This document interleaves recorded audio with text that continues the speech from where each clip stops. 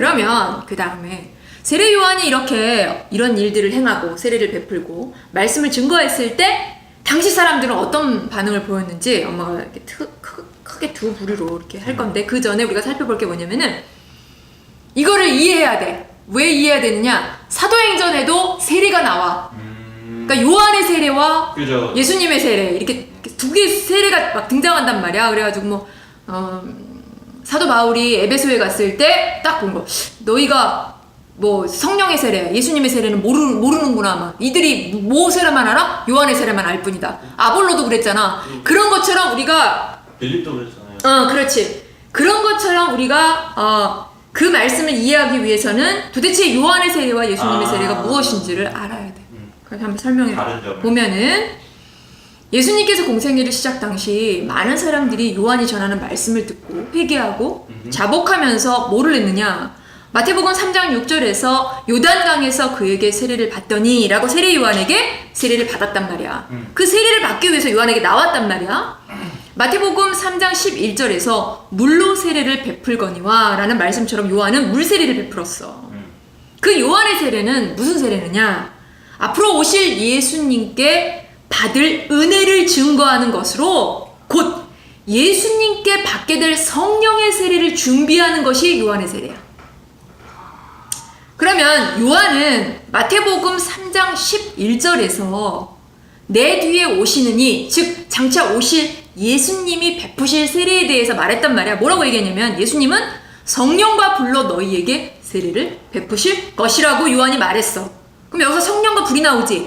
그럼 성령 세례 따로, 불 세례 따로, 이렇게 따로가 있다라는 얘기가 아니야. 따로 있다는 말이 아니라 이 말은 예수님이 베푸실 세례는 성령으로 말미암아 옛사람이 죽고 새 사람으로 다시 태어나는 것. 다시 말해서 그 중생의 은혜, 중생, 거듭남의 은혜. 즉 거듭나는 영적인 세례, 진정한 참 생명을 얻게 하는 세례를 말하는 거야. 예수님의 세례는. 무슨 말인지 알겠지?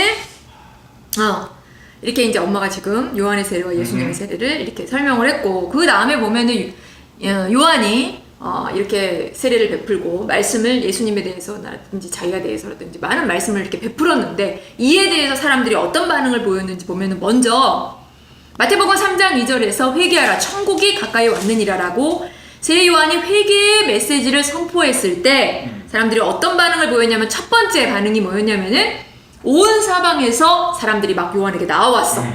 나와서 뭐를 했느냐? 마태복음 3장 6절에서 자기들의 죄를 자복하고 자기들의 죄를 자복했단 말이야. 여기서 자복이라는 말은 뭐를 얘기하느냐? 자기의 죄를 인정했다라는 얘기야. 인정했는데, 그리고 나서 그 인정하고 끝이 아니었어. 뭐를 했냐? 세례를 받았어. 세례를 받더니 라고 세례를 받았단 말이야. 이 세례라는 것은 뭐를 말하느냐? 나뿐만이 아니라 우리 모두가 하나님 앞에 철저한 죄인입니다 라는 사실을 공식적으로 인정하고 고백하고 선포하는 행위가 바로 세례야. 알겠지? 이처럼 예수님이 공생애를 시작하실 당시 자기들의 죄를 공식적으로 인정하고 고백하고 회개하고 요한에게 세례를 받으려는 사람들이 예루살렘과 온 유대와 각지에서 막 몰려들어서 요한에게 이처럼 세례를 받았다라는 거야. 이건 무슨 말을 하느냐? 예수님이 오시는 것과 또 예수님이 오셔서 천국을 세워가시잖아. 그거를 준비하고 있는 거나 마찬가지였다라는 거야. 그러면 이들만 있었냐? 그럼 사람들은 다 이렇게 했느냐? 아니야. 그들 중에 또 어떤 사람이 있었냐? 그게 바로 두 번째 반응이야.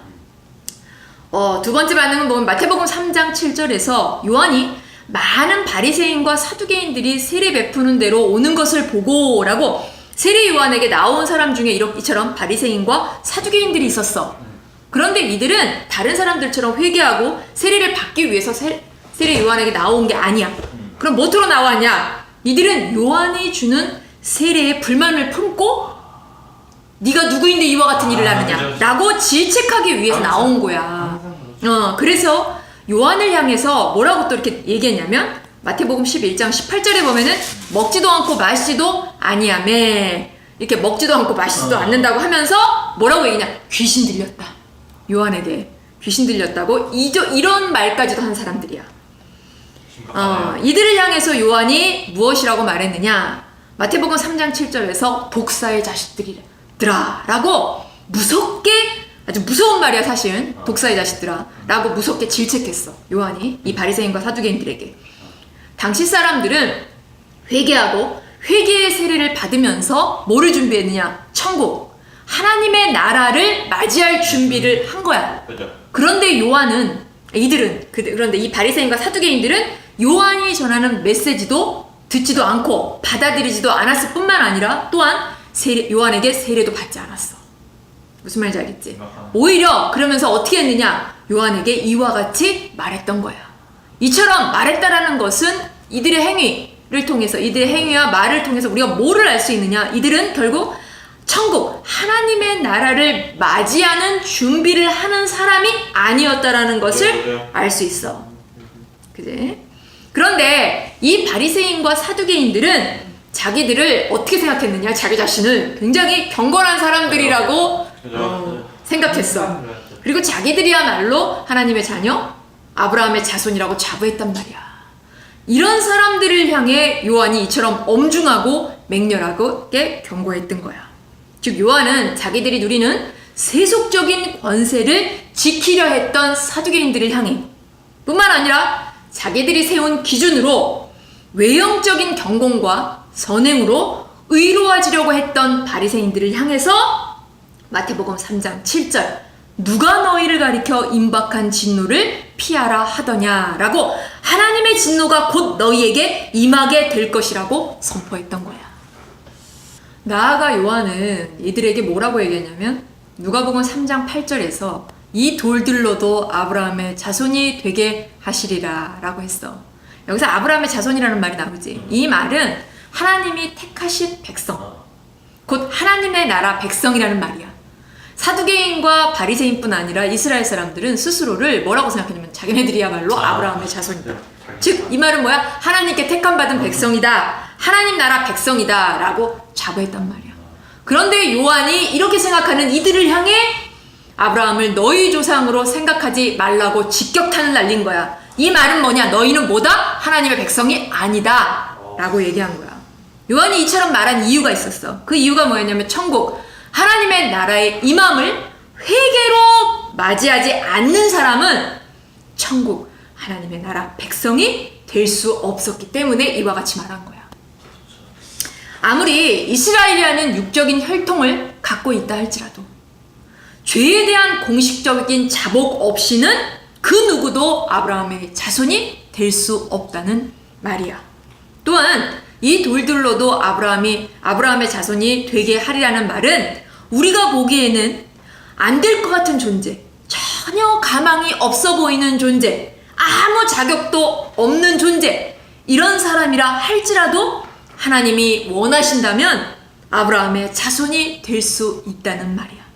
결국 아브라함의 자손은 혈통으로 되는 것도 아니고 외형적인 경건, 선행, 이런 노력으로 되는 것도 아니라는 말이야.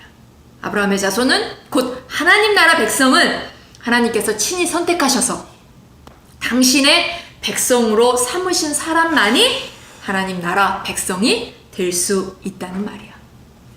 그러면 우리가 지금 이렇게 요한에 대해서, 세례 요한에 대해서 쭉 봤잖아. 이거를 세례 요한이 어떤 일을 했으며 또 뭐라고 선포했는지를 알아야 돼. 왜냐면 나중에 세례 요한이 이제 감옥에 나중에 갇혀. 그리고 나서 요한의 제자들이 예수님을 찾아와서 요한이 한 질문을 이렇게 물어봐. 했을 때 예수님께서 답변을 해주시는데 그 답변이라든지 그 상황들을 알기 위해서는 지금 요한이 어떤 일을 행했으며 뭐라고 얘기했는지를 알아야 돼. 그럼 그래야 나중에 요한이 한 질문, 예수님께 한 질문 이해가 돼. 알겠지? 그래서 살펴보았고